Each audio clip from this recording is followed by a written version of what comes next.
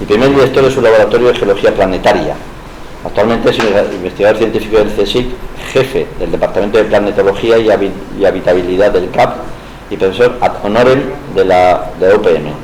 Asimismo, desde el año 2002, codirige la unidad asociada CSIC-UBA sobre espectroscopía en cosmogeoquímica y astrobiología. El UBA de la Universidad de Valladolid, que yo tuve el honor por invitación de ellos de estar en la inauguración del centro. Y su campo de investigación son los meteoritos y la geología planetaria. Cuenta con más de 40 proyectos y varias campañas científicas, entre las que destaca su participación en el vuelo de la NASA para el estudio de meteoroides, la investigación sobre megacriometeoros y expediciones a Islandia, a la Antártida y a Mauritania. Ahora nos iría a Mauritania probablemente, ¿no? Difícil está, ¿eh? Para el estudio de análogos terrestres. Actualmente es codirector en las misiones NASA MSL RENS y ESA ExoMars Raman y colaborador del proyecto Biomex.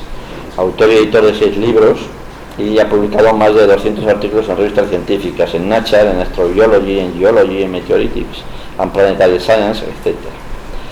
Ha sido miembro de comisiones de expertos de alto nivel, entre ellas el Comité Científico Asesor del CSIC, varios programas de la European Science Foundation y codirector del NAI, del Mars Focus Group, y miembro del Comité de Recursos Naturales y vicepresidente de la Comisión de Ciencia y Tecnología para el Desarrollo de la ONU. Ha recibido varios premios, destacando el NASA Group Achievement Award en el año 2006 y en el año 2010 fue elegido presidente de la Comisión de Educación de Geociencias de la Unión Internacional de Ciencias Geológicas. Como puede verse, también es una persona de muchísimo prestigio nacional e internacional y, aunque sea colegiado y sea persona de la casa, para la casa sigue siendo un honor el que le ofrezca temáticas muy interesantes, con colaboradores de muchísimo interés, a los cuales nosotros estamos dispuestos a escucharles en todo lo que tengan que decir. Empezará la disertación el doctor José Martínez Frías y posteriormente el doctor Martín Pintado. ¿Vale? Muchas gracias, José Luis. Bueno, yo en primer lugar, como siempre, quiero dar las gracias al colegio, al Geoforo y a José Luis Barrera en particular por invitarnos a participar en este Geoforo, sobre todo teniendo en cuenta que es un tema singular dentro de la geología española, como siempre, pero yo espero que sea interesante y que por lo menos podamos debatir. La idea es hablar nosotros poco y que el público hable y pregunte. También le doy las gracias a Jesús Martín Pintado, a mi colega del CAP, porque yo creo que es la primera vez que viene un astrónomo astrofísico al Geoforo. Espero que no sea la última. Como público no, vino Jesús Gómez. Es verdad que vino también, bueno, también pero vino público, y ¿no? Rafael Bachiller también estuvo aquí en un Geoforo. Rafael Bachiller estuvo en un Geoforo, sí. Y no sabes lo que grabado de la fachada del observatorio. No lo sabía ninguno, seguramente. Jesús Gómez a lo mejor. Vamos a intentar dividir la charla en dos partes. Yo me voy a centrar más en la parte de lo que es el espacio cercano a la Tierra, la parte más geológica, y yo, por lo que he visto de Jesús, va a ir mucho más allá y dando pues una visión mucho más general del tema. En primer lugar, para abrir el debate, yo he traído dos vídeos muy cortos. No sé si se puede apagar la luz. Espera. Muy cortos, sobre el tema de la humanidad hacia el espacio. Son de dos personas importantes. Uno es Barack Obama y el otro es Stephen Hawking. Entonces, el primero no está traducido, pero creo que se entiende bastante bien. Space shuttle has gone. Where does America stand in space exploration? We are still a leader in space exploration, but frankly, I have been pushing NASA to revamp its vision. The shuttle did some extraordinary work in low orbit experiments, International Space Station, moving cargo. It was an extraordinary accomplishment, and we're very proud of the work that it did. But now what we need is that next technological breakthrough. We're still using the same models for space travel that we used with the Apollo program 30, 40 years ago. And so what we've said is, rather than keep on doing the same thing, invest in basic research around new technologies that can get us places faster, allow human spaceflight to last longer, and what you're seeing now is NASA, I think, redefining its mission, and we've set a goal to let's ultimately get to Mars. A good pit stop is an asteroid. We haven't identified the actual asteroid yet, in case people are wondering. The point is, let's start stretching the boundaries so we're not doing the same thing over and over again. But rather, let's start thinking about what's the next horizon, what's the next frontier out there. And, but in order to do that, we're actually going to need some technological breakthroughs that we don't have yet. And what we can do is for some of this low orbit stuff, some of the more routine space travel. Obviously, no space travel is routine, but it could become more routine over time. Let's allow the private sector to get it so that they can, for example, send these low Earth orbit vehicles into space, and we may be able to achieve a point in time where those of you who are just dying to go into space, you can buy a ticket, and a private carrier can potentially take you up there while the government focuses on the big breakthroughs that require much larger investments and involve much greater risk.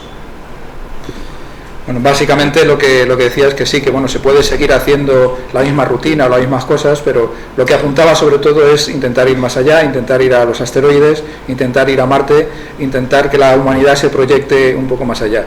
Básicamente lo que decía en este vídeo, que esto estaba tuiteando en línea el año pasado, a finales del año pasado, lo que decía es que él no quiere volver a hacer lo mismo que es ir a la Luna, aunque básicamente habrá que ir a la Luna para otra serie de cosas, pero sino proyectarlo un poco más allá.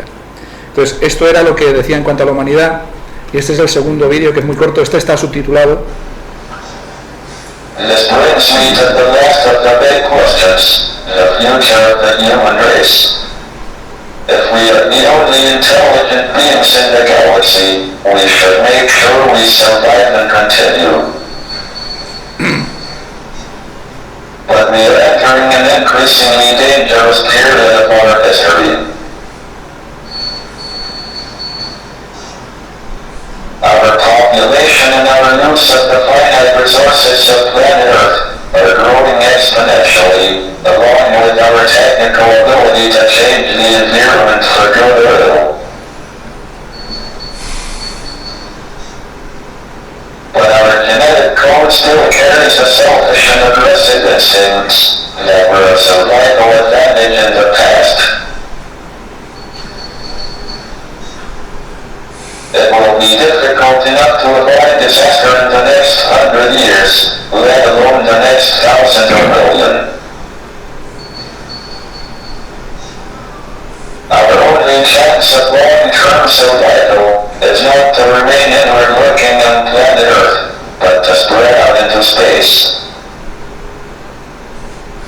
The answers to these big questions show that we have made remarkable progress in the last 100 years. But if we want to continue beyond the next 100 years, our future is in space. That is why I'm in favor of manned, or should I say, personed, spaceflight. Bien, sobre todo para abrir el debate, yo creo que son dos visiones sobre cómo proyectarnos hacia el exterior. Una es una visión pues tal vez más pragmática, más política, más económica, hablando de las colaboraciones con el sector privado, que era la visión de Obama, y otra es la visión de Hawking, donde nos habla de que realmente si queremos sobrevivir tenemos que ir hacia el espacio y tenemos que salir de la Tierra, ¿no? Yo creo que luego para el debate puede ser interesante tener en cuenta estas dos visiones, como muchas otras que puedan surgir.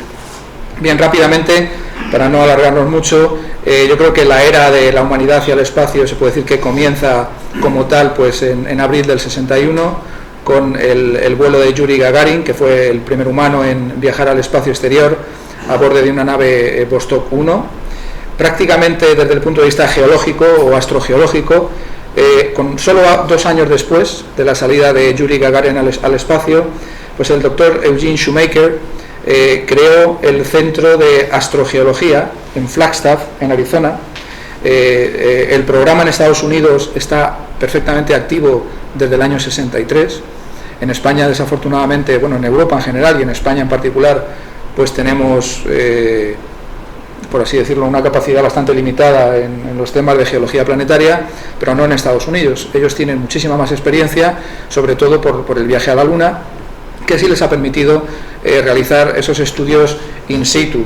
La astrogeología o geología planetaria, esta es la definición, pues se encarga de estudiar a distintas escalas el origen, la composición, la distribución y la evolución de la materia condensada en el universo en forma de planetas, satélites, cometas, asteroides y partículas de distintas dimensiones y génesis. Es decir, el término GEA, como comentábamos hace unos días Jesús y yo, no es que esté restringido a geología por la Tierra, sino al estudio de la materia condensada, de lo sólido que pueda aparecer por dentro de nuestro sistema solar y más allá. Yo me voy a centrar, como he comentado, bueno, estas son las distintas aplicaciones. Esta es una diapositiva que me gusta poner porque de una vez se pueden ver todas las distintas aplicaciones de la geología planetaria, pues por ejemplo en la formación de planetas, en el estudio de las rocas de la vida primitiva, el estudio de los ambientes extremos, estudios directamente de muestreos en otros cuerpos planetarios, estudios espectroscópicos como este que vemos aquí, de un espectrómetro Mossbauer estudiando la jarosita de Marte, estudios de la geodinámica de la actividad de otros planetas, como puede ser Io, por ejemplo, o satélites, en este caso, estudios de procesos de mineralización en ambientes extremos, asteroides, volcanismo extraterrestre, estudio de materia primitiva, como pueden ser los cóndrulos, o materia de polvo interplanetario, como estas que vemos aquí, procesos de craterización, carga de pago científica en misiones planetarias. Es decir, las aplicaciones son muy diversas y creo que esta composición pues resume bastante bien todas las distintas usos de la geología planetaria y las aplicaciones. En el año 95 Michael Mayor y Kellogg pues anunciaron la primera detección inequívoca de un exoplaneta. Esto probablemente Jesús pueda comentar también algo. Y bueno, esta diapositiva, este gráfico que he traído es de hace unas 2 semanas aproximadamente. Ya hay 762 planetas, probablemente haya muchos más porque se están descubriendo a una velocidad de vértigo. Y bueno, pues existen muchísimos otros planetas ya detectados inequívocamente, pero dentro de lo que es el viaje o la salida de la humanidad hacia el espacio, pues a no ser que cambien los requerimientos tecnológicos, los próximos 40 o 50 años van a estar limitados o bastante restringidos desde el punto de vista humano, de misiones tripuladas, a aquellos sitios donde nosotros podemos ir, que son los que yo me voy a centrar, que son los asteroides, la Luna y Marte, que son estos que he intentado reflejar aquí. Por lo tanto, es lo que se denomina el espacio cercano a la Tierra. Espacio cercano a la Tierra que lleva, por así decirlo, hasta el cinturón de asteroides. O sea, hasta el límite entre Marte y Júpiter. Hay muchísima literatura científica que aborda esta salida de la humanidad al espacio de manera muy seria y muy rigurosa. Yo he traído aquí algunos libros. Esta presentación se queda además aquí en el colegio por si alguien está interesado. Desde mi punto de vista, estos libros, los más importantes son estos 4 que pueden ver a su derecha. El del retorno a la Luna, que es de Harrison Smith, que es el primer científico que estuvo en la Luna, un astrogeólogo, que además fue el descubridor de los suelos anaranjados lunares. Este libro es buenísimo, el de recursos del espacio cercano a la Tierra, de Lewis y otros autores, de la serie de la NATO, de los libros. Este es un libro de NASA, el Space Settlements, también muy interesante, igual que el de recursos del espacio y emplazamientos en el espacio. Yo creo que estos libros son muy buenos y cualquiera que esté interesado en estos temas, pues aquí puede encontrar bibliografía específica. Bueno, como intentan indicar en esta diapositiva, con la geología y la planetología, nosotros somos capaces de llevar a cabo investigaciones y análisis in situ, avanzando en el conocimiento del espacio cercano a la Tierra. En la Luna ya se ha hecho, en Marte estamos en la fase de los análogos terrestres, se están haciendo estudios muy serios sobre análogos terrestres en distintas zonas y bueno, pues esto lo que simula son los trabajos de los asteroides, que aunque no los podemos hacer in situ todavía, pero ya ha habido 2 misiones muy importantes a los asteroides. Hasta la existencia de estas misiones toda la información que nosotros recibíamos de los asteroides procedía básicamente de los meteoritos. Los meteoritos, sus cuerpos padres fundamentalmente son los asteroides, el 99,9% procede de los asteroides y solamente un pequeño grupo procede de Marte y de la Luna. Es decir, los meteoritos son una especie de puerta abierta a los objetos planetarios cercanos a la Tierra, la Luna, Marte y las lunaitas, los meteoritos de tipo SNC y los meteoritos asteroidales. Pero ya recientemente hemos podido hacer misiones a dos asteroides. Una es la misión NIAR al asteroide, la sonda NIAR al asteroide Eros, y otra es Itokawa al asteroide Itokawa con la misión Hayabusa. Ya hemos podido analizar la superficie de estos asteroides y se ha podido, ya no tenemos que esperar a que caigan en forma de meteoritos, sino que ya podemos analizar con estas misiones lo que nosotros nos vamos a encontrar. Habrán visto que recientemente, esta misma semana, ha salido a la prensa además bastantes iniciativas que no dejan de ser revitalizaciones de iniciativas bastante antiguas, de hace más de 20 años, sobre temas de minería asteroidal. Hoy es aún ciencia ficción, pero existe una ciencia real muy importante en estos libros que he comentado sobre cómo abordarlo, cómo abordar estos temas de trabajos en el espacio. Los asteroides son auténticas minas, no a cielo abierto, sino a espacio abierto, de una serie de materiales muy importantes, estratégicos. Sobre todo, pues los grandes asteroides sideríticos son muy ricos en elementos del grupo del platino, como platino, paladio, iridio, osmio, rutenio, rodio, etcétera. Y bueno, pues si se pudieran explotar, podrían ser auténticas minas a espacio abierto, como digo, ¿no? En cuanto a la Luna, en la Luna conocemos bastante bien la composición de la Luna, por lo menos de manera genérica, gracias a las misiones Apolo. Sabemos que hay rocas de tipo gabroide, de la serie ANT, de la serie anortosita, norita, troctolita, y basaltos ricos en alúmina, de las zonas elevadas, lo que llaman las tierras o las terrae de la Luna. Luego tenemos también las rocas basálticas llamadas crep, que se llaman así porque son ricas en fósforo, en tierras raras y en potasio. Luego están las rocas basálticas de tipo Feti, ricas en hierro y titanio, que son las que destruyeron como coladas y aparecen sobre todo formando parte de los mareas lunares, de las grandes cuencas lunares. Y también tenemos pues numerosas variedades de brechas de impacto y depósitos piroclásticos, porque la Luna es un objeto prácticamente inerte desde el punto de vista geológico, ha estado expuesta a todos los impactos meteoríticos que han acribillado la Luna y pues que han producido un gigantesco manto regolítico en toda la superficie. Por eso son muy ricas las brechas. Esta fotografía de aquí es un pequeño testigo de sondeo que se consiguió extraer de la Luna. Aquí tenemos algunas imágenes de los astronautas trabajando en la Luna. Como digo, estos son los famosos suelos anaranjados que el astrogeólogo Harrison Smith pues descubrió en el cráter Shorty, creo que fue. Aquí tenemos esa imagen a la lupa binocular, también hay fotos de microscopio. Son anaranjados porque son ricos sobre todo en ilmenita, que es un óxido, como bien saben, de hierro y titanio. Están cartografiadas las zonas de la Luna. Aquí tenemos, por ejemplo, el mapa de titanio. También hay mapas de hierro y mapas de muchos otros elementos. Es decir, que existe toda una literatura científica muy bien establecida sobre los recursos de la Luna. Aquí tenemos algunas imágenes de este material fragmentario regolítico con algunas esferas lunares. Y tenemos ejemplos al microscopio petrográfico de los tres tipos principales de rocas, que son las anortositas lunares, los basaltos lunares y las brechas lunares. Bien, otro tipo de recurso lunar muy importante. Cuando hablo de recursos lunares no se habla tanto de recursos que puedan aportar a la Tierra muchísimo material, sobre todo porque esto todavía sería más ciencia ficción, sino que se habla desde el punto de vista científico cómo enviar al material al espacio es muy caro. Lo que se habla sobre todo es que estos materiales puedan servir para soporte, al menos parcial, de una misión permanente o semipermanente en la Luna. Cualquier material que pueda ser de utilidad en la Luna pues va a ser muy importante, no va a hacer falta enviarlo allí. Por ejemplo, el regolito se ha visto utilizando esos simulantes aquí en la Tierra. Nosotros hemos hecho trabajos además sobre ese tema, que se puede utilizar para la creación de pistas de despegue, de aterrizaje, también sirve como escudo antirradiación, etcétera. Un recurso muy importante es el del agua.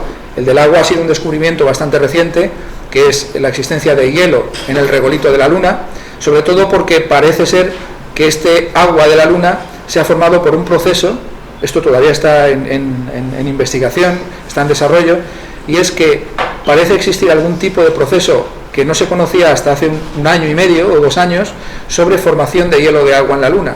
Este proceso parece deberse a la interacción del oxígeno de los óxidos y de los silicatos lunares con el viento protónico solar. Ese viento protónico solar, fundamentalmente hidrógeno, interaccionaría con el oxígeno de los óxidos y generaría H2O. Esta es la explicación que se ha dado a la formación de estas grandes masas de hielo que existe en la Luna, y que también es interesante este descubrimiento porque nos hablaría de ese posible proceso también en la Tierra primitiva, que sería un nuevo proceso de formación de hielo. No sería hielo aportado solo por los cometas, sino sería un hielo formado por esa interacción del hidrógeno externo con el oxígeno endémico de la Luna. Otro recurso de la Luna que se ha visto es el helio 3. En la Luna parece que existen ingentes cantidades de helio 3 que han quedado depositadas en el regolito lunar y que pueden profundizar, según los estudios de Harrison Smith, hasta incluso más de 3 metros de profundidad, porque la Luna, al no tener atmósfera como la Tierra, ese viento solar, ese viento procedente del Sol, lo que ha ido ha sido depositando a lo largo de 4.000 y pico millones de años ese helio 3 en la superficie de la Luna. Y se han estudiado posibles formas de procesar este helio 3 como un posible recurso energético, incluso para la Tierra. Bien, aquí tenemos algunas imágenes de lo que podrían ser estas bases semipermanentes, similares a las bases que se observan ahora mismo en la Antártida, por ejemplo.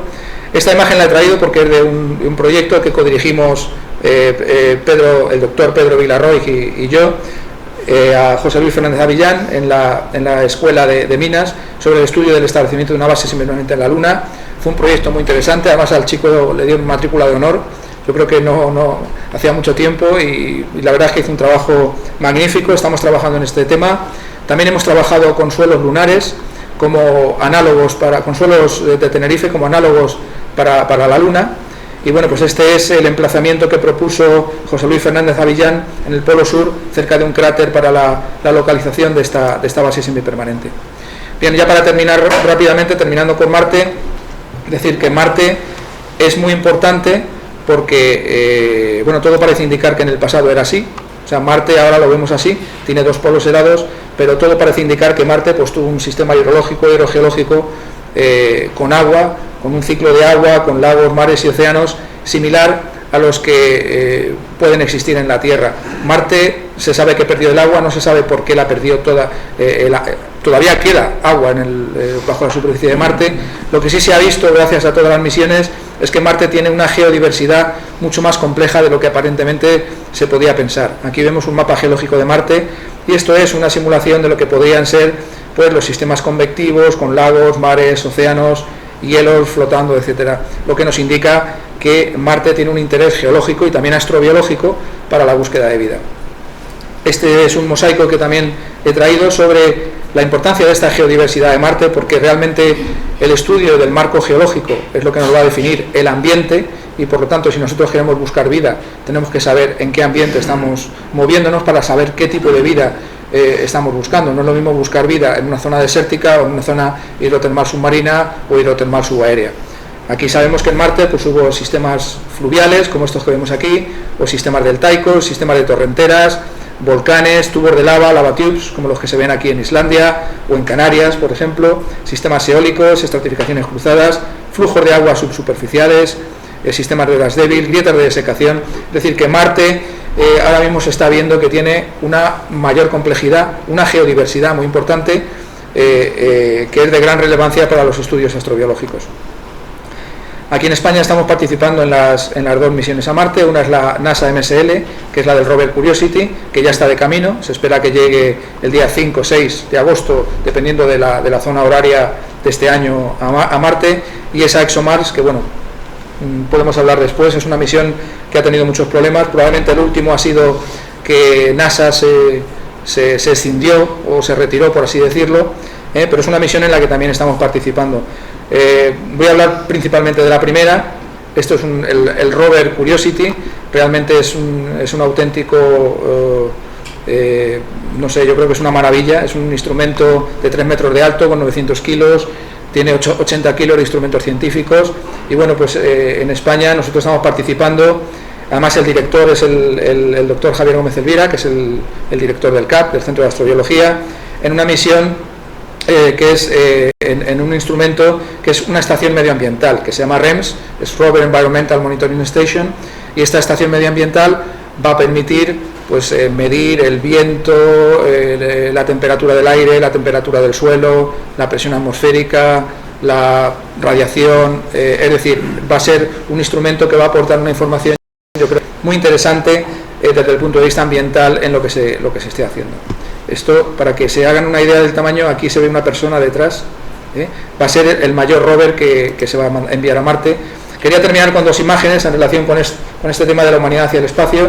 Yo tuve la suerte de participar en una misión de NASA, no al espacio, ahí no he salido, pero sí volamos por encima del nivel, un poquito del nivel de los aviones, que fue la misión de la NASA para estudiar la lluvia de meteoroides cometarios, la misión Leonid McMission, con otros 39 científicos de todo el mundo. Fue una misión para estudiar las partículas procedentes del cometa Tempel-Tattel, una experiencia muy interesante desde el punto de vista personal y científico.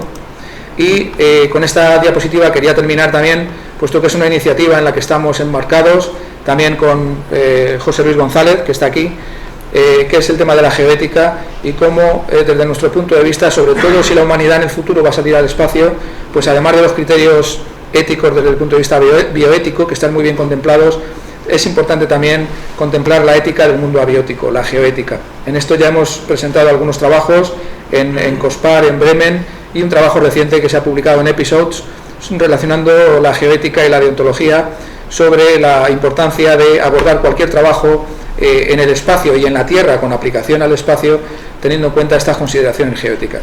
Yo, por mi parte, no quiero seguir y le cedo la palabra de nuevo a José Luis para que le da la palabra a Jesús. Sí, muchas gracias.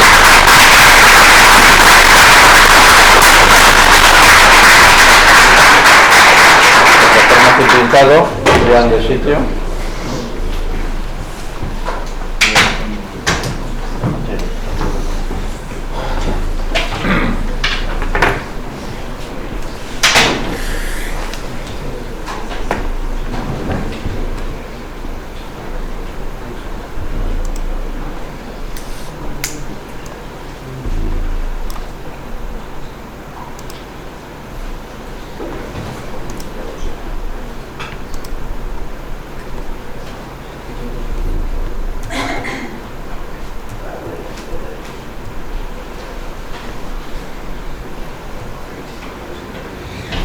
Buenas tardes.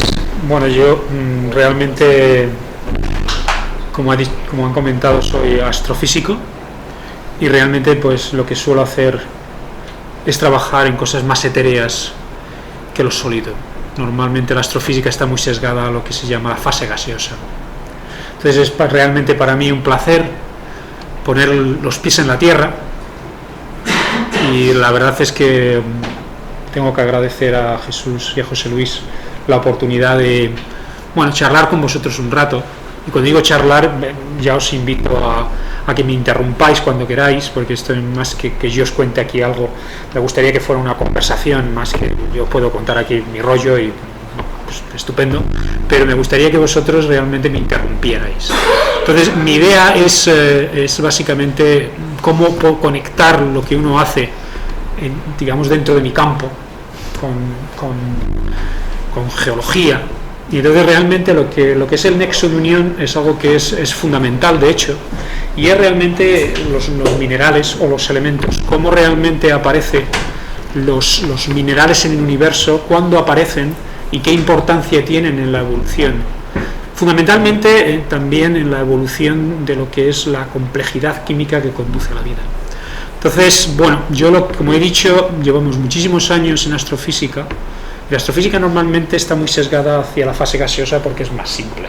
O sea, ¿por qué nos vamos a decir que la espectroscopía de gases es algo que podemos hacer fácilmente?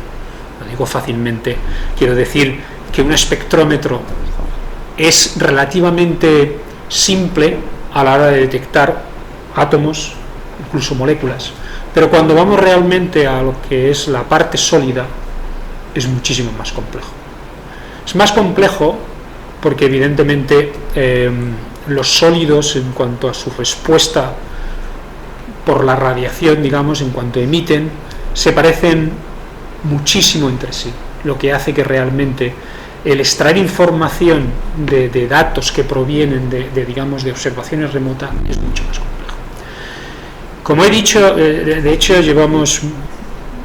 La astrofísica es básicamente fase gaseosa, pero yo creo, y cada vez estoy más convencido, que yo creo que este es el siglo, así como se dice que también es el siglo de las ciencias de la vida en oposición a la física. El siglo pasado fue realmente el siglo de la física, este siglo se dice que es el siglo de las ciencias de la vida. En astrofísica yo creo que este siglo realmente, probablemente, va a ser el siglo de lo que yo llamaría la mineralogía y la geología en el universo. Y lo va a ser debido a que, a pesar de que es difícil hacer mineralogía y geología, entre comillas, sobre todo mineralogía, dentro del universo cuando salimos del sistema solar, como ha comentado Jesús, hay una serie de misiones y de observatorios que van a permitir realmente hacer avances muy importantes. Entonces lo que voy a haceros es comentaros de una manera muy simple y rápida por qué esto va a ocurrir, y para ello lo primero que me gustaría es empezar realmente con el origen de los elementos, porque los geólogos habláis de elementos, muchos de ellos complejísimos, y realmente es sorprendente que llegamos a tener estos elementos, el titanio, cosas de ese estilo. Realmente desde el punto de vista astrofísico no son fáciles de generar. Es gracias a que este universo es muy particular, probablemente conduce a una evolución que al final nos da este tipo de elementos que nos permite hacer una fase sólida extraordinariamente rica, ¿no? Entonces, cuando el universo se origina, cuando es la gran explosión, realmente el universo es... Sí. He dicho que este universo es muy particular, es que hay otros. Yo no lo sé, pero ¿por qué no va a haber otros? Pregunto, desde el punto de vista astrofísico, ¿puede haber otros? Yo creo que sí. Bueno, ¿No? ¿Quién nos dice? Nosotros estamos metidos en una burbuja y más allá no podemos ver, pero ¿quién nos dice que no puede haber otros? Otros y con otras propiedades físicas, con otras leyes. Que eso es muy importante, porque como veréis, más o menos en lo que voy a comentar, las leyes físicas que se producen en el Big Bang teóricamente están ahí, y nos dotamos de unas leyes físicas que a su vez, evidentemente, esas leyes físicas permiten que se generen átomos, y esos átomos tienen unas fuerzas particulares que permiten que se generen moléculas, y esas moléculas se colocan de maneras muy, muy fantásticas para generar sólidos, que los hay de todo tipo. Vosotros sabéis mucho más que yo de todo esto. Hasta hay un sólido que es extraordinario, que es el agua. Cuando realmente se hace hielo, el agua tiene unas propiedades inusuales. Y vosotros sabéis mucho más que yo, pero podéis encontrar no sé cuántas formas de agua sólida en laboratorio, ¿no? O sea que realmente es fantástico. De hecho, eso tiene sus implicaciones probablemente también en la vida. O sea que de entrada uno no puede estar cerrado a que un evento que ha ocurrido y ha dado lugar a este universo pueda ocurrirse en el vacío que llaman y genere otros universos que pueden ser paralelos incluso. ¿De acuerdo? Entonces, bueno, básicamente cuando se produce la gran explosión, lo que tenemos al principio es cosas relativamente simples: hidrógeno, helio, deuterio, curiosamente litio, y efectivamente los modelos de nucleosíntesis lo habían predicho, y berilio. El litio, que hoy en día está muy de moda, podemos hacer una misión con humanos utilizando los recursos de Obama y nos podemos ir al origen del universo y traer el litio. Entonces es muy curioso que realmente el litio sea uno de los elementos primigenios en el universo, pero el resto no estaban. O sea que realmente las leyes físicas conducen al final a que todo lo que hoy vemos y que los geólogos estudiáis en detalle se produjera no en el origen, sino posteriormente. Entonces, lo que es muy importante es que muy pronto, después de formarse, digamos, los primeros elementos, el universo se expande, se enfría y tiene una particularidad, que forma estrellas. Y eso es muy importante. Sabemos que forma estrellas, y forma estrellas que aún no sabemos muy bien cómo, porque con estos elementos que tenemos aquí, formar estrellas no es nada fácil. Pero se formaron, estamos seguros que se formaron porque las podemos ver. Y todas las estrellas estas son muy particulares, son de mucha masa, y justamente estas son las estrellas. Estas estrellas son las que al final producen los elementos que dan de trabajar a los geólogos. Es justamente estas estrellas las que te dan carbono, oxígeno, nitrógeno, etcétera, etcétera. Pero no llegan nada más que hasta el hierro. En el hierro se termina, porque la manera en que haces microsíntesis en una especie de, digamos, de composición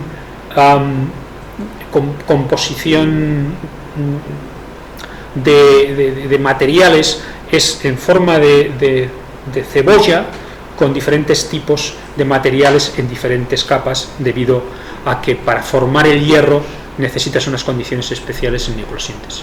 El hierro es la parte central y, digamos, otros tipos de minerales están hacia afuera. Cuando explotan, que es lo que veis aquí, no he traído muchas imágenes, la astrofísica la verdad es que tiene unas imágenes preciosas. Esto es una explosión de supernova y aquí esta es otra de las fases fundamentales. Se producen dos cosas. La primera es que en esta explosión de supernova se eyecta todos estos minerales que hemos generado. Ya los tenemos en el medio interestelar. Ya están disponibles para realmente producir cosas muy, muy interesantes. Y no solo eso, sino que se produce otro efecto. Esto explota con miles de kilómetros por segundo. Y en esta explosión se genera algo que es muy importante, que es lo que se llama la nucleosíntesis explosiva. Y ahí es donde se generan todos los elementos por encima del hierro.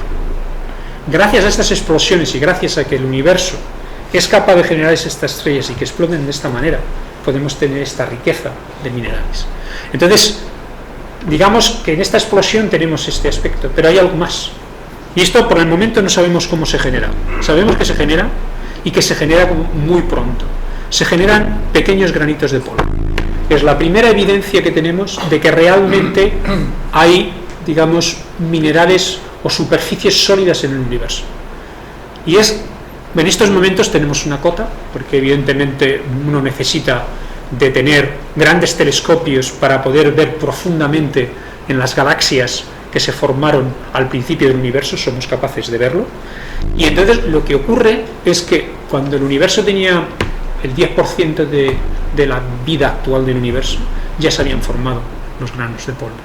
O sea, los minerales son un ingrediente fundamental en lo que es la evolución del universo.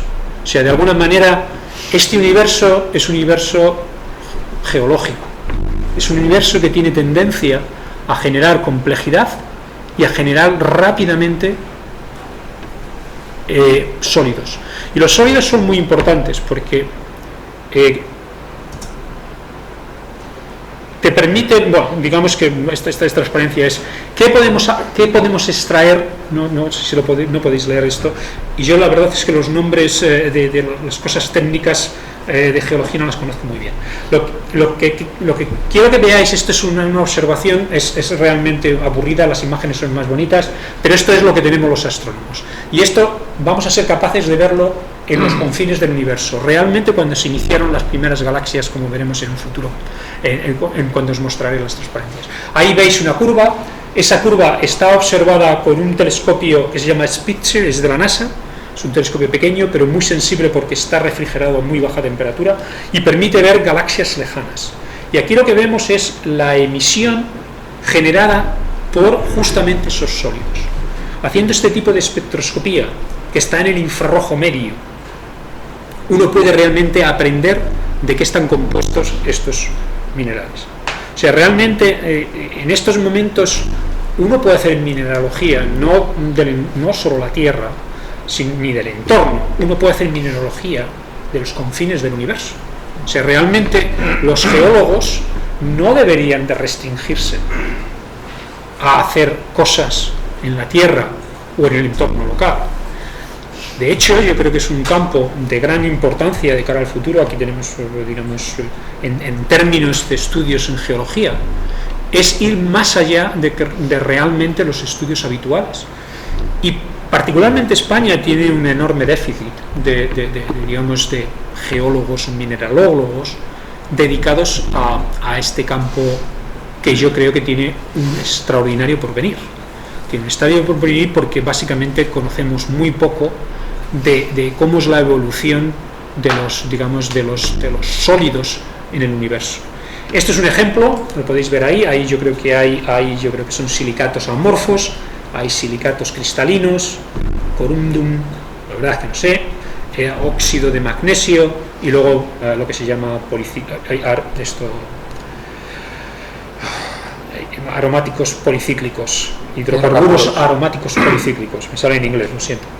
De cualquier forma, lo que es importante, exactamente, lo que es importante que quiero transmitiros es que básicamente la mineralogía no se restringe única y exclusivamente al entorno, a la Tierra o al entorno de la Tierra, sino que se puede ir mucho más allá y hacer este tipo de estudios, digamos, como digo, en los confines del universo.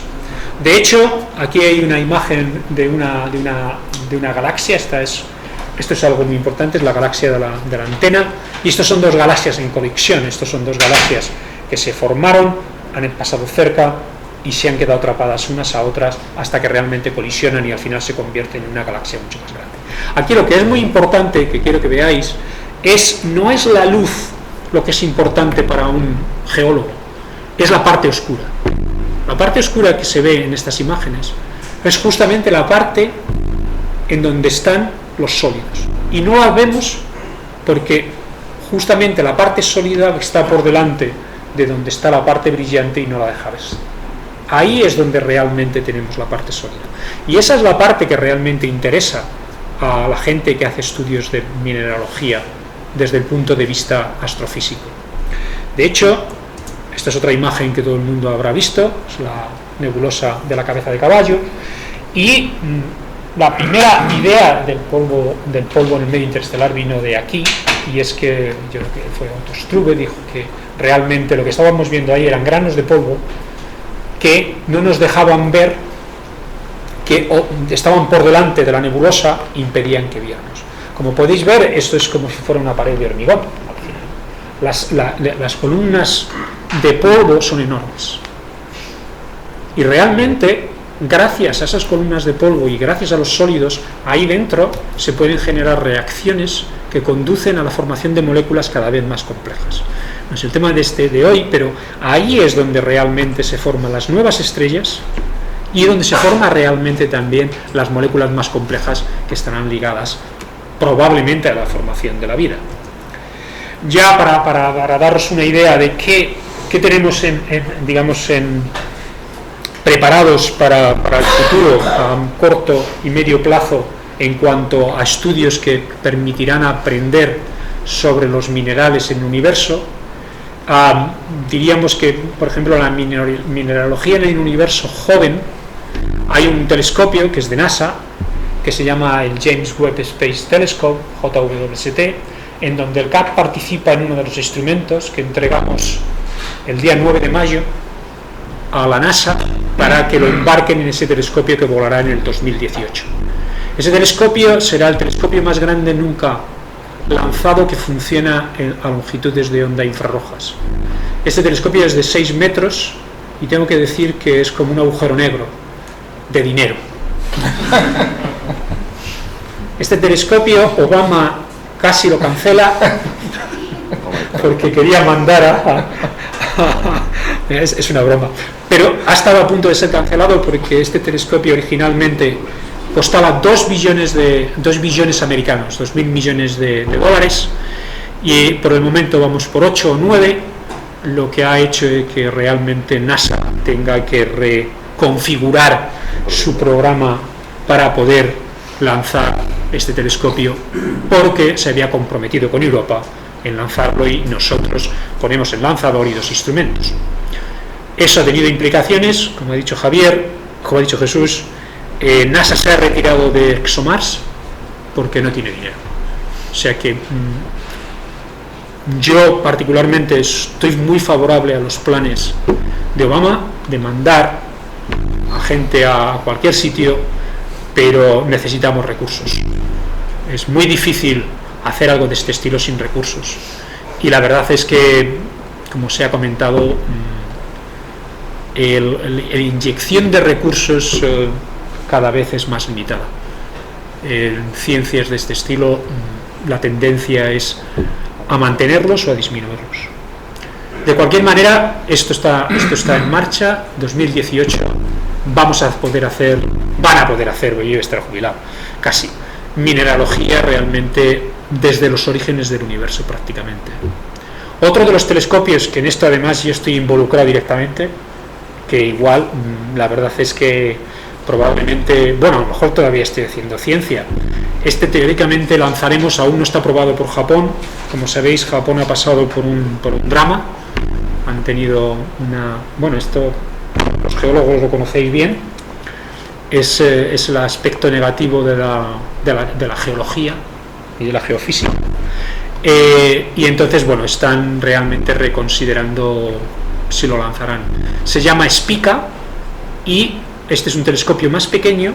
El otro telescopio era de 6,5 metros, este es un telescopio de 3 metros, pero mientras que ese está a una temperatura de menos 230 grados centígrados, este otro está mucho más frío, está a menos 268, una cosa de ese estilo. Está muy cerca de lo que es el cero absoluto, son 5 grados centígrados por encima del cero absoluto. Y eso es porque el universo es muy brillante en el infrarrojo, y nosotros también. Cualquier cosa que se calienta emite el infrarrojo. Para evitar esto se enfría el telescopio. Y este telescopio también hacer este tipo de estudios en el universo, en los orígenes del universo. Otra de las cosas que ya ha comentado Jesús y es justamente los exoplanetas. Y este sí que es un tema de gran interés en lo que decía Hawkins, en ir hacia otros mundos, porque a lo mejor lo que está claro es que si realmente vamos a verlo, la humanidad, nuestra estrella va a terminar abrasándonos. De hecho, podremos irnos más lejos, Marte quizá, pero a Marte llegará también, pero el resto en alguna luna. Pero probablemente lo que tendremos que colonizar son exoplanetas, los planetas en otras estrellas más cercanos, si sabemos y podemos viajar a esas distancias. En esto hay dos misiones, una que está bajo estudio, luego es un poco alargado, habrá que decirles que no lo hagan tan alargado el logo, porque para las presentaciones es un poco raro, de la Agencia Espacial Europea. De hecho se ha aprobado, está en fase de estudio preliminar, que se llama ECO, y lo que hace es caracterizar las atmósferas, pero también, si es sólido, la parte sólida, la parte mineralógica de los exoplanetas. Y por supuesto la misión que he comentado anteriormente también permitirá hacer estos estudios en los planetas, en los exoplanetas más cercanos. En geología del sistema solar, Jesús ya ha comentado bastante, o sea que solamente os voy a dar un complemento de lo que ha comentado Jesús. Otra de las misiones de la Agencia Espacial Europea es Bepi Colombo, que irá a Mercurio. Aquí hará enormes trabajos en geología, lleva cámaras en rayos X, etcétera, etcétera, va a hacer geofísica, lleva altímetros, lleva un conjunto de instrumentación muy completos junto con los japoneses, y la verdad es que se espera un enorme trabajo en geología en Mercurio.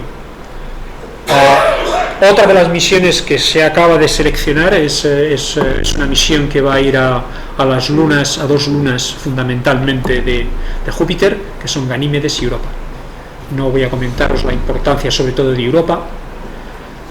Y digamos, una vez más, aún no están los instrumentos establecidos, pero lo que está claro es que los estudios geológicos y astrobiológicos son de capital importancia.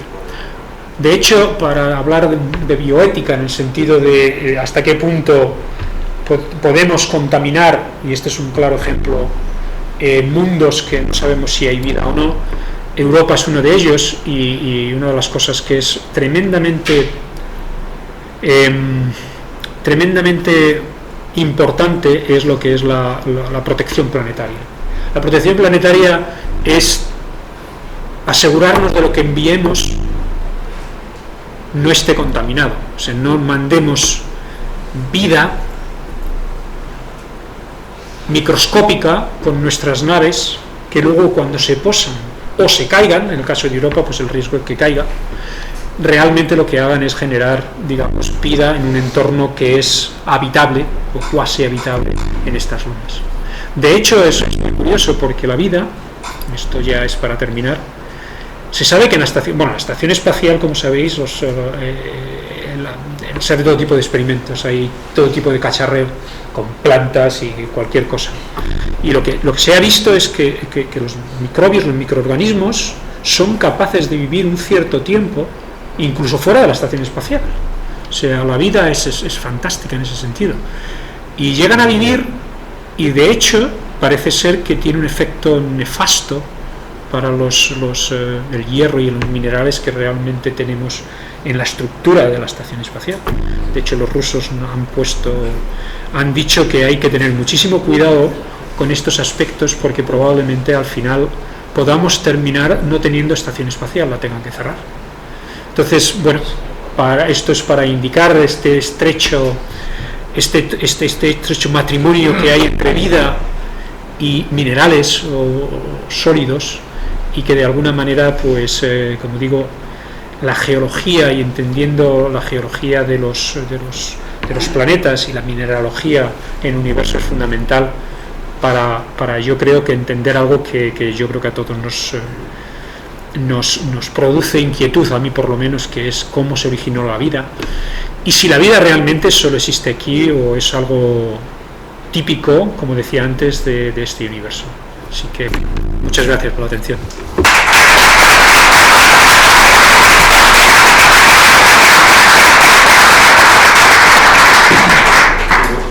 Muchas gracias, Jesús. Vamos a empezar ya la tertulia porque siempre surgen preguntas muy interesantes y comenzamos. Sí, la primera pregunta que quería hacer era, por lo que se conoce de los planetas cercanos, entiendo, no tengo mucha información, pero por lo poco que sé de este asunto, parece que por las características mineralógicas de los mismos, la geoquímica, digamos, de ellos es muy parecida a la Tierra. Creo que hay un predominio muy grande del silicio, ¿no? Que parece un punto importante.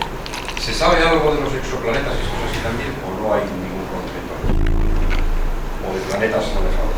Vamos a ver, los silicatos, sabemos que en el origen, desde el principio, los granos tienen tendencias a estar de dos maneras, que van unidas, de hecho. Una son silicatos y la otra son digamos, compuestos de carbono, grafitos. Y están de todo tipo. Esto es una de las cosas que veremos en el futuro, a ver realmente cómo evolucionan, por ejemplo, los silicatos. Los silicatos tienen una característica que es preciosa, tienen una banda de absorción a 9,7 micras, que es básicamente la oscilación entre el silicio y el oxígeno. Y entonces sabemos que los silicatos están por todos los sitios. O sea, los silicatos es la manera más abundante. El silicio del medio interestelar, por así decirlo, está en forma de silicatos. Cuando vemos silicio en fase gaseosa, significa que ha habido algo que ha roto los granos de polvo para colocarlo en fase gaseosa. Es uno de los grandes trazadores de choques o de efectos energéticos. O sea, el silicio está como si fuera la huella dactilar de este universo. Automáticamente se ponen en granos de polvo desde los orígenes, porque tenemos algo que lo caracteriza perfectamente. El grafito también, en diferentes tipos, y los silicatos también. Los silicatos pueden ser amorfos, pueden ser cristalinos, los hay de diferentes tipos, pero sí, los silicatos son un ingrediente consustancial de los sólidos en el universo. Y la otra pregunta es, en las especulaciones o modelaciones que se hacen sobre otras formas de vida, ¿siempre se está basada la vida en la química del carbono o se está buscando también, digamos, vidas que pudieran estar soportadas por otro tipo de vida? ¿Quieres contar tú las arcillas? Bueno, la vida que se está buscando es la más parecida a la que se conoce aquí. Lo que sí se está haciendo, si ya es difícil encontrar la vida que conocemos con lo abundante que es en la Tierra, buscar una vida basada en el silicio, por ejemplo, pues podría ser viable, pero yo creo que el silicio ya ha elegido lo abiótico. Muchos de los que estamos aquí, que somos geólogos, pues sabemos que los silicatos pues también polimerizan. Hay silicatos desde simples hasta muy complejos, y yo creo que el silicio ha elegido lo abiótico y el carbono ha elegido lo biótico. Entonces parece probable que si existe vida pueda ser. Ahora, si es parecida o no, por eso en la Tierra se están buscando vidas en ambientes extremos, vidas muy Pero singulares. Basadas en el carbono, digamos. Basadas en el carbono, en la química del carbono. Sí. Y un pequeño apunte con respecto a lo que ha comentado Jesús. Los silicatos son fundamentalmente para que lo que se ha detectado sobre todo son piroxenos, se ha detectado en stadita fundamentalmente como material primigenio y orivinos, por ejemplo. Luego también se han detectado en algunas nubes interestelares carbonatos incluso. Calcita se detectó muy recientemente.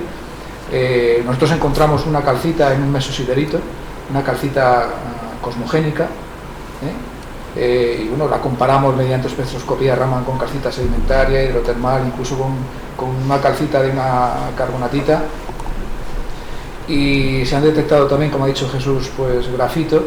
Incluso hay un indicio de pirita, o sea, ya es difícil, pero que se haya formado un sulfuro. En los exoplanetas es mucho más difícil, porque todavía es muy difícil llegar a las litosferas. Eso lo tratamos en la charla en la que estuvo aquí Rafael Bachiller. Entonces es muy complicado llegar a las litosferas a esas distancias en los exoplanetas. Pero sí se sabe algo con respecto a las atmósferas, sí se sabe bastantes cosas de los, lo habéis dicho, ya me habéis aclarado. de los exoplanetas. Yo creo que no hace ni un año, me parece, que salió la noticia de que en Long Valley, cerca de Long Valley, allí en California, casi al lado del Death Valley de Nevada, de la frontera con Nevada, hay un lago en donde se encontró vida. Me parece que eran bacterias como de silicia o algo así, pero que era vida. Me hace recordar que no sé si era silicia, ahora que ha salido, que no ha ocurrido. ¿No recuerdas tú esa noticia? Salieron y que era la primera vez en el planeta que se encontraba vida basada en la sílice. No, te debes referir al descubrimiento de las bacterias, pero no del silicio, del arsénico. O de la arsénico. Sí, no, del arsénico. Era del arsénico.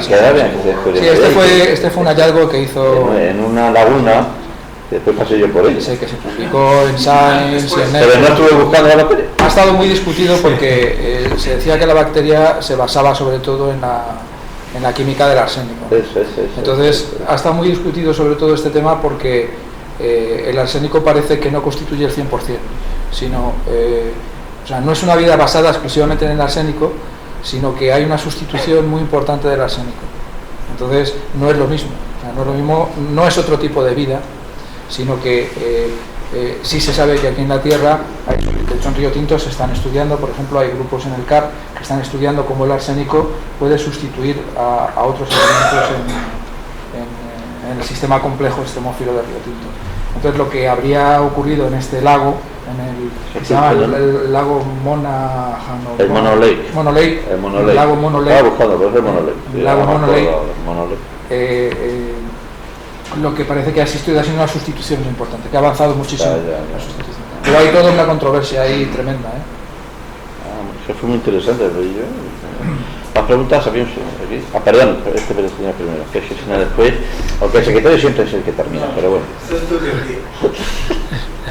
Yo tengo que aprovechar este foro porque para que me deis vuestra opinión sobre... Tú has puesto una transparencia sobre el asunto, pero es que como el otro día salió esa empresa norteamericana cuyos fundadores son gente con mucha pasta del cine y de Ryanair y no sé qué, que dio una rueda de prensa sobre la explotación, la futura explotación de los recursos minerales del cinturón de asteroides. Consecuencia de lo cual es que llamaron al Instituto Geológico para que les explicaran nuestro punto de vista. Como nosotros carecemos, ya lo has dicho tú, de especialistas en la materia, pues salí yo a contar. Que esto es lo que suelo hacer cuando no hay nadie del instituto que sepa del asunto. Que no necesariamente es peor que un especialista. Exactamente. Entonces, yo les dije que os llamaran a vosotros, de todos modos. Eso fue lo primero, ¿no? Esto es un tema es un exotema del INE, pero bueno, vinieron.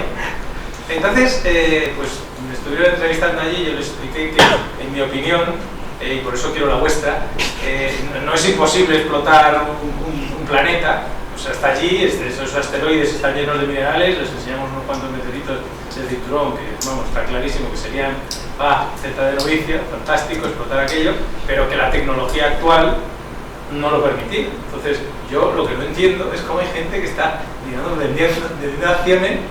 Ya sé que hay gente vendiendo billetes para la luna, pero vendiendo acciones de la empresa y parcelas. Acciones de una empresa que teóricamente va a tener la tecnología para lanzar unos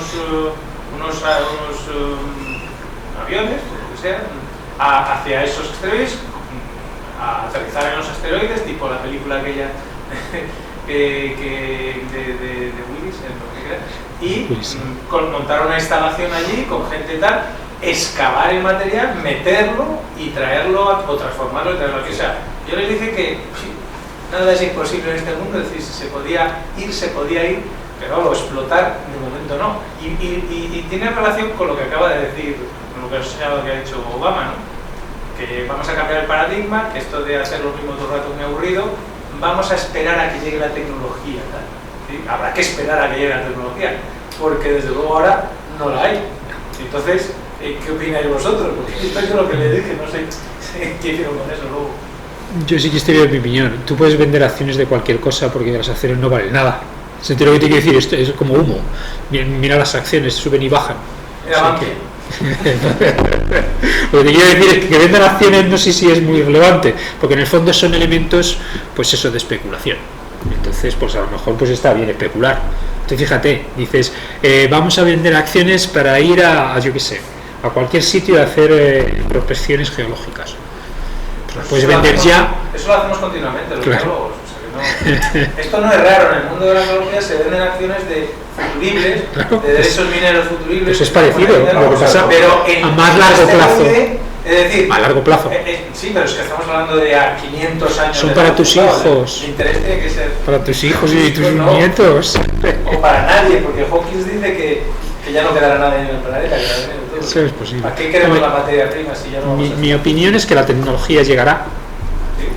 Yo creo que sí, yo creo que el ser humano, es lo que decía Hawkins en el fondo, el ser humano tiene el gen o la mutación en su cerebro es la de realmente acometer retos y tener en muchos de ellos éxito, a lo mejor no en todos, y yo creo que es imparable, tardaremos más, tardaremos menos, pero lo que está claro es que subimos a la luna, tuvimos suerte, viéndolo en retrospectiva tuvimos muchísima suerte, porque el espacio es muchísimo más difícil que lo que justamente parecía demostrar lo que hicimos la primera vez, lo que hicieron los americanos.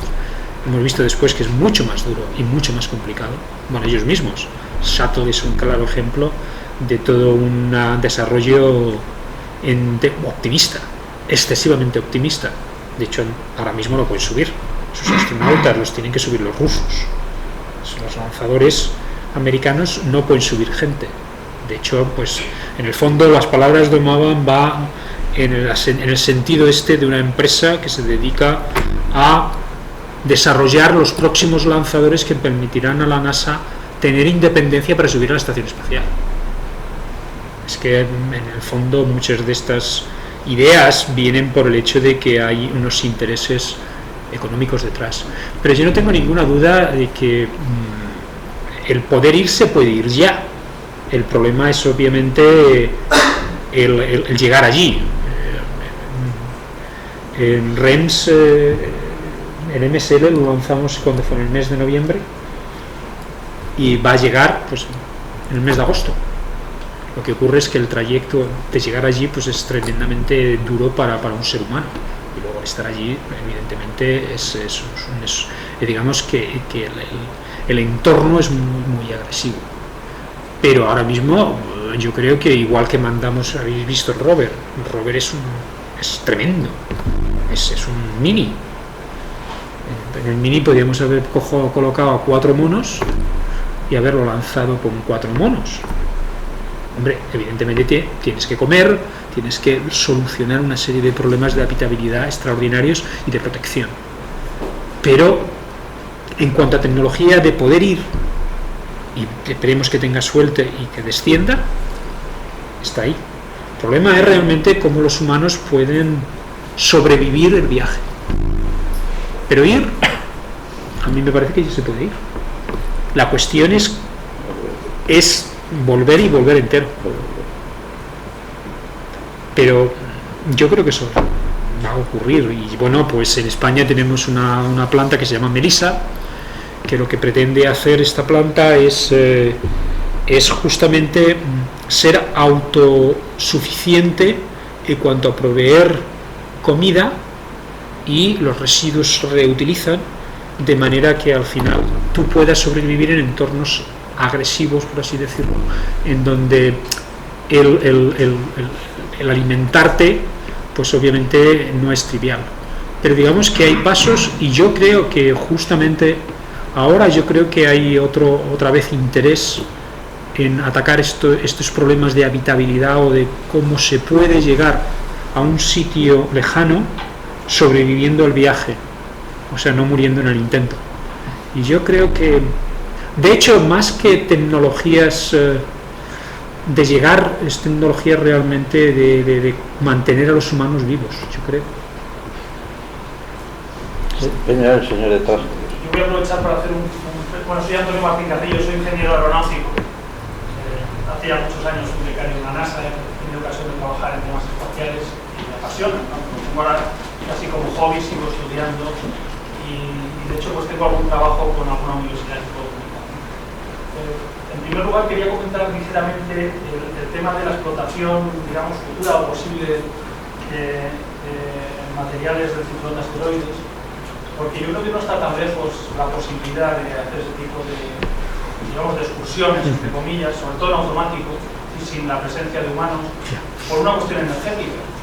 Y es que salir de la atracción terrestre es muy costoso, muy complicado, pero una vez que uno tiene una nave en órbita, pues es relativamente fácil ir de un lado para otro, moverse, y el traer materiales, como la energía para el regreso no es muy grande, y luego la atracción es gratis, pues teniendo una solución que permita la reentrada sin la destrucción del material, pues a mí se me ocurre, seguramente sale muy caro y todo esto, pero ya tecnológicamente se me ocurre que el hombre estaría en condiciones de pensar en ello. De cualquier forma, y por volver un poco a la cuestión de la conferencia, yo la reflexión que quería hacer era sobre las palabras de Obama, porque a mí la postura de Obama me parece una especie de huida hacia adelante. Es decir, si el hombre ha llegado a la luna, ha llegado al milagro, ha conseguido volver a la Tierra, lo cual yo creo que es incluso muchísimo más importante del hecho de llegar. Me parece que el viaje a Marte, por analizar un poco, el viaje a la estación espacial, que está a escasos 300 kilómetros, está un poco más allá de Guadalajara, o de Murcia, la estación espacial está muy cerca, el viaje es del orden de minutos, el viaje a la Luna es del orden de días, y ahí es donde nos hemos movido, como mucho pues en el entorno de una semana. El viaje a Marte es un viaje del orden de 1 año y medio. Entonces, claro, mandar una nave es muy fácil, pero mandar personas durante 1 año y medio que estén comiendo, viviendo, no muriéndose, y luego regresando, que eso es lo peor, y luego regresando, pues no olvidemos que despegar de Marte es muy complicado desde el punto de vista energético. Otra vez hay un pozo de energía, Marte tiene una gran atracción, y salir de la Luna es relativamente fácil, pero volver desde Marte hay que hacerlo bien, hay que llevar suficiente combustible, digamos, para poder volver. Entonces, yo creo que, esta es una opinión que quiero poner encima de la mesa, ¿qué os parece? Que el hombre primero debería aprender a vivir en la Luna, con una base permanente, semipermanente, de ida y vuelta, que es relativamente fácil, acostumbrarse a vivir allí tiempo del orden de años, incluso pues, yendo y viniendo, etcétera, etcétera, y cuando eso esté controlado se podría, creo yo, plantear un viaje del tipo de Marte. El saltarse los pasos intermedios a mí me parece catastrófico, y no sé qué opináis. En cuanto a minería, tenía una transparencia que no lo ha puesto al final, y es justamente, básicamente, minería de asteroides. Hay 2 misiones, una que se llama OSIRIS-REx, que NASA tiene previsto lanzar en 2016, que va a un asteroide, trae un trozo y está haciendo minería, nos va a traer un trocito del asteroide. O sea, de hecho, minería remota es algo que ya hacemos. Y el otro, ya lo había comentado Jesús, es Hayabusa. Hayabusa 1 fue minería de granitos, trajo unos cuantos granitos y ya tiene preparado el 2. Y va a hacer lo mismo, de hecho es minería, llega, coge un trozo y se lo trae. Lo que ocurre es que en este caso pues no queremos que lo manipule demasiado ni que lo afecte en exceso, porque queremos verlo lo más puro posible, ¿no? Pero realmente esto ya está al alcance de la mano. quiero decir que cosas remotas yo creo que podemos hacer. Marte vamos a mandar el rover ese, si lo hubieran dedicado a hacer minería, pues si hubiéramos tenido manera de retornarlo, pues podría haber traído, pues si hemos llamado 900 kilos, pues a lo mejor 900 no, pero 4 o 5 kilos de mineral podríamos haber traído tranquilamente. O sea que eso se puede hacer. O sea, yo no hablo de rentabilidades porque ahí la rentabilidad está en las acciones. La rentabilidad está en las acciones, depende de cómo especules, así vas a conseguir. Sí, bueno, yo lo que quería comentar es que probablemente haya un solapamiento, igual que ahora lo hay. Bueno, a la Luna no se llegó solo una vez, a la Luna han ido 6 veces, ha habido 6 misiones Apolo que han llegado a la Luna. Y yo creo que lo que va a haber es un solapamiento de los trabajos de la misión semipermanente o permanente en la Luna, con también intentos de ir avanzando hacia los asteroides y hacia Marte. En el tema de los asteroides, además, hay un tema, un aspecto que no hemos comentado, y es la explotación de los fragmentos de asteroides que están en la Luna, que es muy importante, y que esto pues ya lo consideró Harrison Smith. Yo te recomiendo que te leas, porque te va a gustar el libro que he puesto, que se llama Recursos del espacio cercano a la Tierra. Yo me lo he comprado, te lo recomiendo porque es buenísimo, el de Lewis, porque además viene la tecnología, está planificado, los ingenieros con esas cabezas que tienen ustedes, han planificado perfectamente, está todo planificado. Lo que falta es realmente que sea rentable o hacerlo, pero como decía Jesús, eso se puede hacer. Entonces, en ese libro está diseñado cómo hacerlo todo, hasta la extracción de oxígeno de los óxidos de la Luna, para poder vivir. O sea, hay métodos, hay incluso hasta patentes sobre ese tema. Entonces, lo que hace falta, hombre, tal vez yo debería ser pragmático y decir, no, porque hay que poner los pies en el suelo, pero es que después de leer y estudiar todo lo que hay, yo lo veo que ya lo estamos haciendo y que se puede hacer, es decir, pero claro, tiene que tener primero alguien la idea y la tecnología, y el primero que dijo que iba a ir a la Luna le llamarían loco, claro, y cómo vamos a ir y tal, los problemas, pues evidentemente, ¿no? Pero todo empieza así, pero es que no empieza así, es que yo desde hace 25 años conozco ya que estos temas se están abordando, y ahora la explotación de los asteroides, la Luna, como sabemos, el asteroide que choca contra la Luna queda depositado ahí, y es que son auténticas minas, llenas de platino, o de hierro, o de titanio, o de montones de elementos importantísimos, o de tierras raras, de elementos importantísimos. ¿Hay alguna misión específica para ir a la Luna y recoger material meteorítico? Todavía, meteorítico no. Claro, de eso que impacta. No. Si hay meteoritos que son las lunaitas, meteoritos lunares que llegan a la Tierra. No. El libro de Harrison Smith, que también te lo recomienda, el de Vuelta a la Luna o Retorno a la Luna, lo que plantea es un curso entero de aprovechamiento de recursos minerales de la Luna. De hecho, él tenía un curso en la Universidad de Wisconsin. Hay un curso que está en línea con todas las diapositivas que te lo puedes bajar, el PowerPoint. Tú entras a la Universidad de Wisconsin porque él fue profesor. Yo no sé si sigue como emérito, fue senador de Estados Unidos y fue profesor. Entonces tú te puedes bajar todo el curso con todos los procedimientos para la extracción de hierro, de titanio, están todo cartografiado, todas las zonas.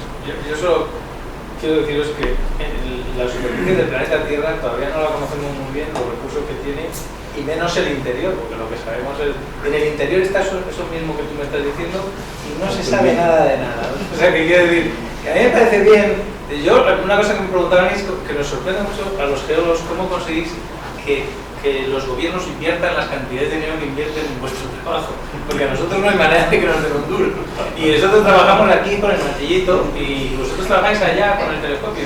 Es un sistema distinto, pero a vosotros os pone mucho dinero encima de la mesa, a nosotros nos dan 4 duros más. Yo para investigar, Hombre, no sé, pero vamos a ver, vamos por partes. Con el martillo ya han estado en la Luna, la foto ya la he... Sí, he visto el martillito. Yo creo que una de las cosas que es, yo creo que en el fondo, esto es por lo que decíamos antes, el hecho de que el ser humano le gustan los retos.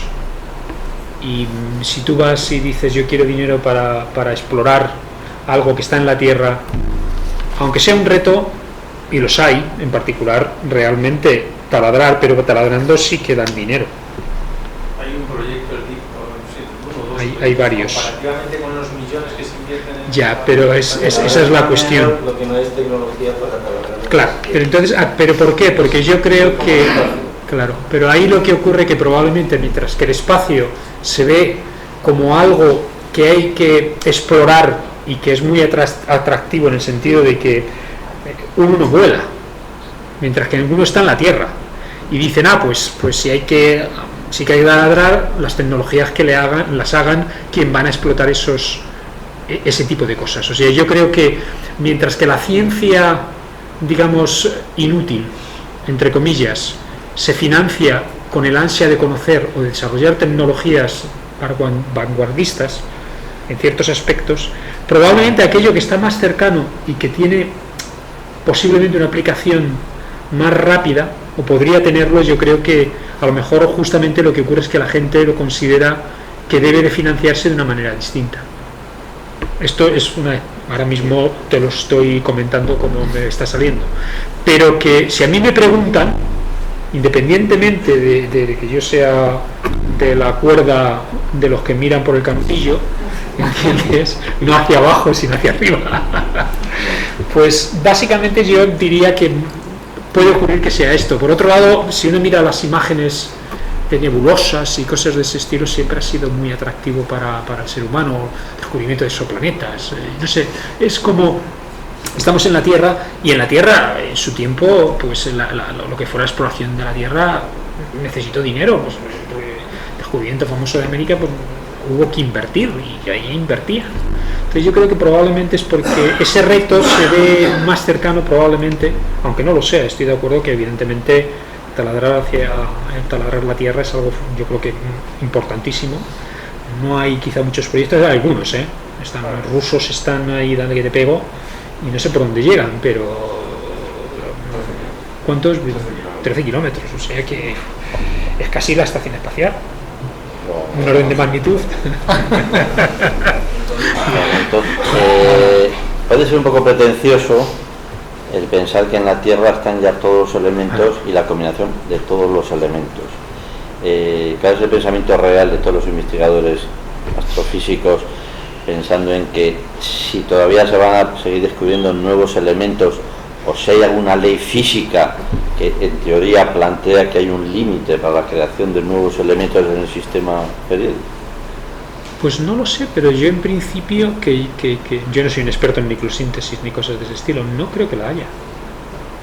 Yo creo que no se descubren muchos, pero probablemente no veo, yo no soy un experto en esto, pero en principio no veo ningún problema, una limitación en que realmente haya elementos que por el momento no hayamos detectado. O sea, las tierras raras aparecen de una manera rara, y hay ingentes cantidades de tierras raras, por ejemplo. No sé, yo no soy muy experto en esto, pero yo no creo, excepto en la parte, digamos, más ligera, que yo creo que eso sí sabemos que probablemente no hay más, excepto cosas que son núcleos poco estables. En la parte de más, digamos, de minerales más pesados y tal, o de elementos más pesados, ahí yo no creo que haya realmente ningún límite. De hecho, es curioso la generación de esa cantidad de elementos tan variada. O sea, yo lo que creo es que el mejor ejemplo de complejidad mineralógica y geológica ahora mismo es la Tierra, sobre todo por su geodinámica. O sea, la geodinámica terrestre ha permitido, con la tectónica de placas y toda la diversidad de procesos, generar una complejidad mineralógica y geoquímica que sin parangón, no se conoce en ningún otro sitio. O sea, tú vas a Marte y lo que hay básicamente es un planeta basáltico con una interacción del agua con el basalto, pero claro, no tiene la complejidad de esos 4.000 y pico millones de años o 4.000 millones de años en los que está funcionando la tectónica de placas y modificando continuamente, generando nuevos minerales. No sé cuántos minerales hay ya, pero habrá 15.000 o 20.000, no sé, pero muchísimos minerales. Por ahí anda, 15.000 minerales aproximadamente. En Marte hay... hemos descubierto uno este año. Bueno, pues... el Instituto Pero en Marte, por ejemplo, continuamente se están descubriendo minerales, se están publicando en American Mineralogy, en European Journal of Mineralogy, siempre son pues pequeñas cosas casi anecdóticas que encuentras en un sitio, o sea, no son grandes masas como se descubrían, sino que ya hay que ir a aspectos muy puntuales, muy pequeños y tal. En Marte lo que se han descubierto hasta el momento no pasa de los 20 o 25 minerales. Es decir, el planeta requiere tener una vitalidad geológica para generar esa complejidad. Y hasta el momento eso solamente ocurre en la Tierra, que es el planeta geodinámicamente más activo e interesante que tenemos. El otro día en el Sahara descubrieron aguas fósiles de 5.000 millones de años. No, 5.000 años. 5.000 millones no tiene la Tierra. No tiene la Tierra. Eso es los 400 millones, los platones de Canadá por ahí. No vayamos por la Ah, ya lo había contado. No, mira, es que esto es la broma que el ABC lo publicó. La publicó el dato. Sí. Y el vocero del ABC lo dijo. Y entonces lo publicaron y yo, bueno, nos quedamos impresionados algunos de nosotros publicando aquí, digo, mira, no sé qué la Tierra. Pero en fin, hay unas preguntas, una cita a Cristina, permíteme un momentito, gente que no ha intervenido y después interviene. Sí. Si va dirigida a este señor, esperamos y damos la palabra. Vale, está relacionada con Jesús, pero bueno. Vale. Sí. Creo, bueno, tengo muchas dudas de lo del magnetismo. Entonces, tengo entendido por las otras cosas que hemos oído, bueno, que he oído en otras charlas que he dado, etcétera, que está relacionado precisamente con la geología particular de la Tierra, el hecho de campo magnético, que por ejemplo en Marte no lo hay, ¿no? Pero no tengo dudas. ¿Qué es lo que habéis visto en el campo magnético? Y hay varias maneras de generar campo magnético. ¿Pero en la Tierra o...? No, en cualquier sitio, en exoplanetas, por ejemplo. Bueno, como tú bien sabes, el campo magnético puede estar influenciado por un campo magnético externo que lo que hace es producir una magnetización del objeto, o también que el objeto tenga unas propiedades que permitan la generación de un campo magnético propio, o las dos cosas, ambas cosas. Parece que en la Tierra había toda una discusión sobre, vamos, yo tampoco soy especialista en magnetismo, pero una discusión si el campo magnético de la Tierra podría estar condicionado por el Sol. Parece que hay un viento protónico y una influencia del campo magnético solar muy importante, pero la Tierra, como sabemos, tiene condiciones por sí mismas para que el núcleo actúe como una dinamo, sobre todo por la fricción del núcleo externo y el núcleo interno, sólido y líquido, y que eso genera un campo magnético que está muy bien conocido y que nos protege pues del viento solar, etcétera, etcétera. En caso de Marte se pensaba que no tenía campo magnético hasta hace muy pocos años. Yo creo que el trabajo se publicó en el año 2006. Es un trabajo donde se ha descubierto que en Marte no hay un campo magnético como el terrestre, con dos polos magnéticos, pero sí hay unas zonas magnéticas en Marte, con un campo magnético incluso que duplica el campo magnético de las mayores zonas donde aparece campo magnético en la Tierra. No se sabe a qué se puede deber esas zonas puntuales de campo magnético que están cartografiadas y que están conocidas en Marte. Lo que sí se supone es que en el pasado Marte pudo tener un campo magnético distinto. Tampoco se sabe si el giro que tiene el eje de Marte, tú sabes que está inclinado unos 30 grados aproximadamente, puede estar condicionado por esa variación del giro, puede haber condicionado la pérdida del campo magnético. Y esa pérdida del campo magnético es lo que ha generado la modificación de la atmósfera, de manera que ahora la atmósfera es mucho más tenue. Lo que sí sabemos es que en Marte existe un campo magnético, no como el terrestre, pero sí existen zonas magnéticas en Marte, con un campo magnético muy alto. No se sabe a qué se puede deber, pero vamos, todo parece indicar, de acuerdo con los modelos geofísicos, que si se sigue la pauta de los planetas terrestres, Marte tiene que tener también un núcleo al menos metálico, hierro-níquel. Otra cosa es que tenga la actividad o la dinámica suficiente como la Tierra para generar un campo magnético, que parece que no. Tendría la capacidad, pero no se ha podido realizar. Mucho más pequeño, date cuenta que Marte también es un objeto mucho más pequeño. Por eso se habla, al ser Marte más pequeño, de que la vida, si en Marte hubo agua en la primera etapa, que parece que sí lo hubo, hay muchísimas evidencias de ello, pues que en Marte, al enfriarse antes que la Tierra, la vida, por así decirlo, el proceso vital pudo empezar antes en Marte que en la Tierra, porque en Marte la Tierra, al ser un objeto de mayor tamaño, tardó mucho más en enfriarse todo lo que era esa bola ígnea, ¿no? Entonces Marte, por así decirlo, inició el proceso con el agua antes que en la Tierra.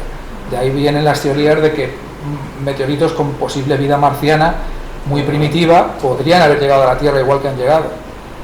Además, los meteoritos salen de Marte más fácilmente que de la Tierra. La Tierra tiene mucha más gravedad y es más difícil vencer esa gravedad, aunque seguramente habrá meteoritos terrestres en la Luna también. Es más difícil, pero también. Sí. Pero que tengo una segunda parte de la pregunta relacionada, y es que buscando ya la habitabilidad, ¿no?, en los exoplanetas, claro, deberíamos estar orientados hacia un planeta con un tamaño, digamos, suficiente para tener un campo magnético, porque ese campo magnético lo necesitamos, ¿no? Para vivir, quiero decir. Bueno, el campo magnético nos protege del viento solar y... Porque si no estamos expuestos a todas las radiaciones del sol. Desde el punto de vista de lo que es la migración del ser humano hacia el exterior, tal y como están las cosas, yo creo que en los próximos 30, 40 o 50 años los objetivos fundamentales van a ser los asteroides, la Luna y Marte. Va a ser muy complicado, porque ya es complicado ir a Marte, y yo creo que el próximo medio siglo va a estar enfocado en esos tres objetos: asteroides, Luna y Marte, sobre todo Marte. A la larga, por supuesto, pero es que date cuenta que los exoplanetas están a años luz de distancia. Entonces, hombre, yo no digo que no vaya a ocurrir, pero tiene que haber una auténtica revolución que puede ocurrir, tal vez de aquí a un siglo. Imagínate cómo era la ciencia hace 300 años. Igual que la vemos ahora hace 300 años, como si fuera casi magia, o pues así nos verán dentro de 300 años a nosotros probablemente. Y probablemente sería un salto en el que se puede, pero yo creo que de aquí al próximo medio siglo, con los pies en el suelo, como decía aquí mi colega, Marte, la Luna y los asteroides. Y el campo magnético, al menos para la vida tal y como entendemos nosotros la vida humana, para nosotros es muy importante que exista campo magnético en la Tierra. Probablemente haya microorganismos y otra serie de seres vivos que no lo necesiten, pero nosotros, tal y como nosotros nos conocemos y nos entendemos, para nosotros es fundamental.